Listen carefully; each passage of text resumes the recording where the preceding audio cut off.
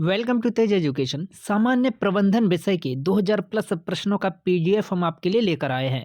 हर class में हम ये 2000 प्लस प्रश्न आपको याद कराएंगे और रोजाना यह क्लास शाम 4 बजे आपके लिए आती है। दोस्तों 20 प्लस नंबर लाना ही हमारा लक्ष्य है प्रबंधन विषय में। इनके बिना साथियों सिलेक्शन बिल्कुल नहीं हो सकता प्रबंध विषय के बिना। तो प्रबंध विषय को बहुत अच्छे तरीके से हमें याद करना है। तो चलिए शुरू करते हैं। अब आप इसका पूरा 2000 प्लस प्रश्नों का ई बुक हमारे ऐप पर प्राप्त कर सकते हैं। सबसे पहला प्रश्न है कि प्रबंध दूसरों से कार्य करवाने की क्या मानी जाती है। तो आप हमेशा याद रखना कि जो प्रबंध होता है, जो मैनेजमेंट होता है ना साथियों, ये दूसरों से कार्य करवाने की एक क्या है साथियों, ये एक कला होती है। ठीक है, दूसरों से कार्य करवाने की कला को ही क्या कहा जाता है, मैनेजमेंट या प्रबंध कहा जाता है मेरे प्यारे साथियों। नेक्स्ट प्रश्न बनता है आपका कि कोई भी कार्य समय पर पूर्ण होना ही पर्याप्त नहीं होता है केवल कि समय पर अगर कोई काम पूरा हो गया और काफ़ी है, नहीं भई, बल्कि उसे न्यूनतम लागत पर सही ढंग से किया जाना भी ज़रूरी रहता है। ठीक है?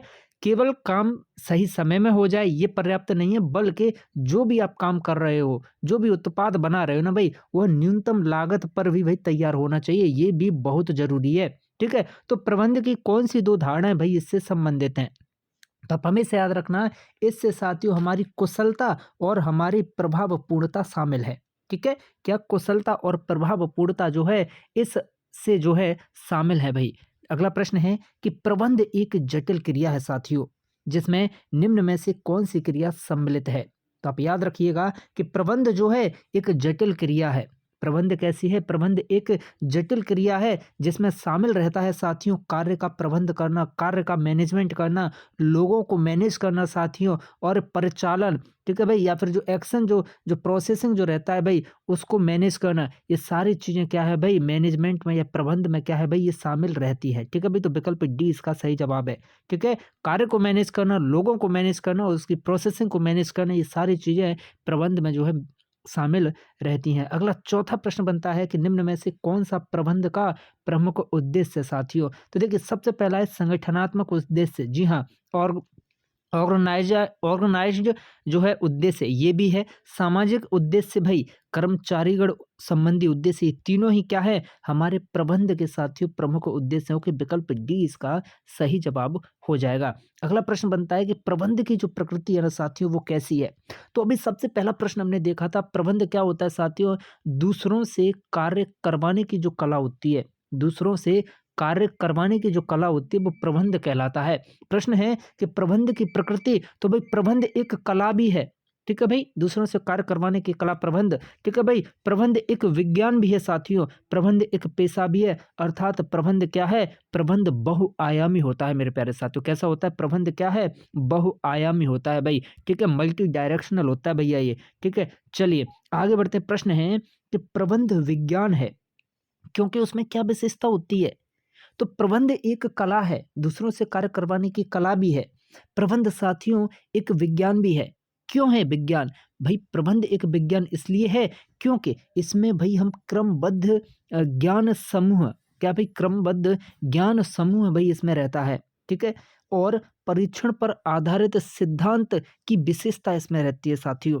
साथ ही साथ व्यापक वैधता की विशेषता इसमें रहती है। अर्थात ये इन सभी विशेषताओं के कारण क्या है, हमारा प्रबंध एक विज्ञान है प्यारे साथियों। चलिए अगला प्रश्न बनता है कि प्रबंध क्या है? प्रबंध एक कला है, प्रबंध एक विज्ञान है, दोनों पढ़ा है भाई हमने। प्रश्न में मैंने बताया कि प्रबंध एक कला है, विज्ञान है, एक पेशा है, अर्थात प्रबंध बहुआयामी होता है। तो आप हमेशा याद रखना, इसका सही जवाब क्या होगा कि प्रबंध साथियों हमारा कला और विज्ञान दोनों है। ठीक है भाई, तो एक प्रश्न हमारी वीडियो से बाहर नहीं जाएगा। 2000 प्लस प्रश्न आपको उपलब्ध करा रहे हैं, एक प्रश्न बाहर नहीं जाएगा। चलिए प्रश्न बनता है कि नीति निर्धारण कार्य है भई, तो आप हमेशा याद रखना नीति निर्धारण कार्य है किसका? तो नीतियों का निर्धारण करने का जो कार्य है भई, ये उच्च स्तरीय प्रबंधकों का होता है। जो उच्च स्तरीय मैनेजर रहते हैं ना भई, जो उच्च स्तरीय मैनेजर रहते हैं, जो मैनेजमेंट करने वाले उच्च स्तर के लोग रहते हैं, जो उच्च स्तर के अधिकारी रहते हैं ना भई, वो लोग क्या करते हैं भई, नीतियों का निर्धारण करते हैं। समझ लो कोई भी कंपनी है भैया, कोई भी कंपनी है, ये सबसे ऊपर वाले अधिकारी, फिर ये इनसे नीचे वाले अधिकारी, ठीक है? तो फिर ये क्या है भाई, ये मजदूर हो गए। तो भाई जो नीतियाँ बनेंगी कंपनी में, जो पॉलिसीज़ बनेंगी, कार्य कैसे होगा, कैसे मैनेजमेंट होगा पूरा, तो उन नीतियों का जो डिसीज़न है भैया, ये उच्च स्तरीय अधिकारी लोग करेंगे।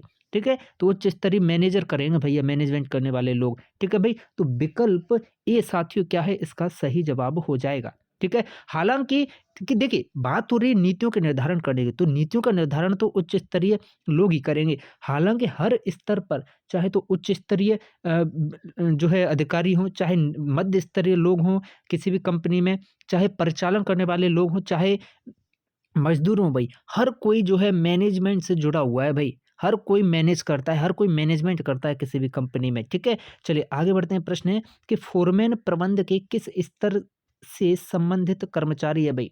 फोरमैन प्रबंध के किस स्तर से संबंधित कर्मचारी है? तो आप हमेशा याद रखना भाई, ये निम्न स्तरीय प्रबंध से संबंधित कर्मचारी है साथियों हमारा फोरमैन, ठीक है? कौन? फोरमैन। अगला प्रश्न बनता है कि कर्मचारियों के कार्यों का मूल्यांकन प्रबंध के भाई कौन से लेवल पर किया जाता है? ठीक है, कर्मचारियों के कार्यों का मूल्यांकन करते रहना जो है ये प्रबंध के कौन से स्तर पर किया जाता है? तो मैंने आपको ऊपर ही बताया था, प्रबंध भाई उच्च स्तर पर भी किया जाता है, मध्य स्तर पर भी किया जाता है और निम्न स्तर पर भी किया जाता है भाई। हर लेवल पर जो है प्रबंध किया जाता है। परिचालन लेवल पर भी प्रबंध होता है, परिचालन प्रबंध जिसे कहते हैं, ठीक है। तो भाई जो मैनेजमेंट है भैया, यह कर्मचारियों के कार्यों का मूल्यांकन अगर कोई कर रहा है, ठीक है भाई, तो ये पर्यवेक्षीय स्तर का जो है मूल्यांकन होगा, ठीक है। पर्यवेक्षीय स्तर का क्या है भाई? ये प्रबंध होगा हमारा, ठीक है।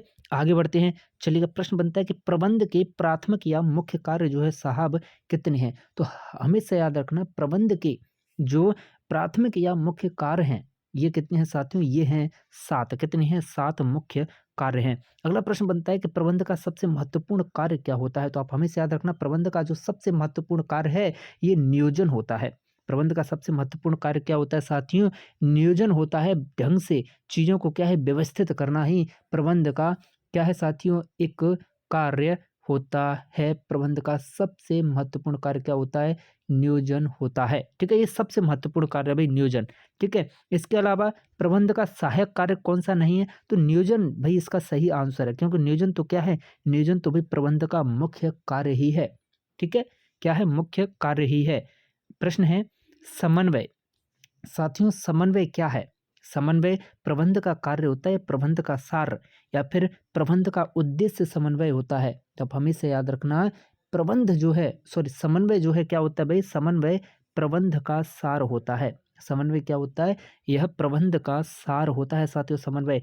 नेक्स्ट प्रश्न बनता है कि प्रबंधकीय कार्यों की कुंजी मेरे प्यारे साथियों किसे कहा जाता है? वेरी वेरी मोस्ट इंपॉर्टेंट है, तो आप हमेशा याद रखना, प्रबंधकीय कार्यों की जो कुंजी है मेरे साथियों वो किसे कहा जाता है? समन्वय को कहा जाता है। इसे वेरी वेरी मोस्ट लगा लीजिएगा। अगला प्रश्न बनता है कि प्रबंध कार्यों में सम्मिलित है, प्रबंध कार्यों में सम्मिलित है क्या? तो भाई प्रबंध के कार्यों में भाई नियोजन भी शामिल रहता है, संगठन और समन्वय, ठीक है, ये सभी जो है शामिल रहते हैं। हर कर्मचारी के बीच भाई समन्वय जरूर होना चाहिए, चाहे वो उच्च स्तरीय हो, चाहे मध्य स्तरीय, चाहे निम्न स्तरीय, हर हर लेवल पर समन्वय होना चाहिए। संगठन भाई ऑर्गेनाइज्ड होने चाहिए भाई पूरे लोग, ठीक है। और नियोजन तो भाई होना ही चाहिए। चलिए, क्योंकि ये तो भाई क्या है? प्रबंध का मुख्य कार्य है भाई, नियोजन। नेक्स्ट प्रश्न है, प्रबंध क्या है भाई? प्रबंध सर्वव्यापी होता है या बहुआयामी या सामूहिक क्रिया होती है या फिर ये सभी? इसका सही जवाब है तो भाई साहब, प्रबंध जो है हमारा सर्वव्यापी होता है, बहुआयामी होता है, ठीक है, मल्टी डायरेक्शनल, जो मैंने पहले ही आपको बताया था भाई, ठीक है। यह सामूहिक क्रिया भी होता है भाई, अर्थात प्रबंध के बारे में ये सारे कथन बिल्कुल सही हैं, ठीक है भाई। सामूहिक रूप से भाई क्रिया की जाती है, प्रबंध है कि नहीं? चलिए आगे बढ़ते हैं। नेक्स्ट प्रश्न है, प्रबंध एक विज्ञान के रूप में है भाई, ऐसा क्यों? तो आप हमेशा याद रखना, प्रबंध एक विज्ञान के रूप में है साथियों, ऐसा इसीलिए क्योंकि क्रमबद्ध ज्ञान समूह है। प्रबंध क्या होता है? एक क्रमबद्ध ज्ञान समूह है, इसीलिए प्रबंध क्या है? विज्ञान के रूप में है साथियों, ठीक है। किस रूप में है? विज्ञान के रूप में है।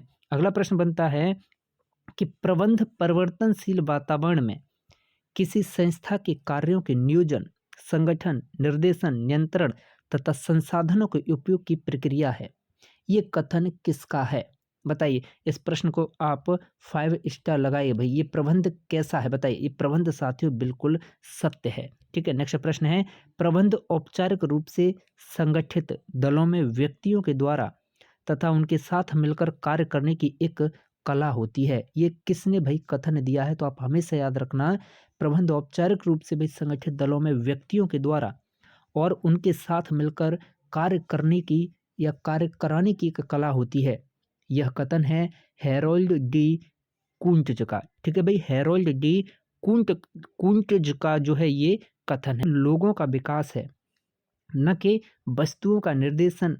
प्रबंध ही व्यक्तिगत प्रशासन है। ये कथन किसका है? तो आप हमेशा याद रखना साथियों, ये कथन है लॉरेंस एप्पले का। किसका कथन है साथियों? ये है लॉरेंस एप्पले का कथन। तो साथियों पूरे 2000 प्लस प्रश्न हम आपको उपलब्ध कराएंगे और 2000 प्लस प्रश्नों के पीडीएफ आप हमारे ऐप पर प्राप्त कर सकते हैं। ठीक है, और थ्योरी अगर आपको पढ़ना है भाई, थ्योरी के लिए सबसे बेस्ट बुक आपके लिए भाई जनरल मैनेजमेंट की ये बुक रहेगी। तो आप ये परचेस कर सकते हैं मार्केट से, जो आपको 120 या 130 रुपए में जो है मार्केट में उपलब्ध हो जाएगी। थ्योरी के लिए सबसे बेस्ट, और एमसीक्यू हम आपको 2000 दे रहे हैं साथियों। ठीक है, 2000 प्लस।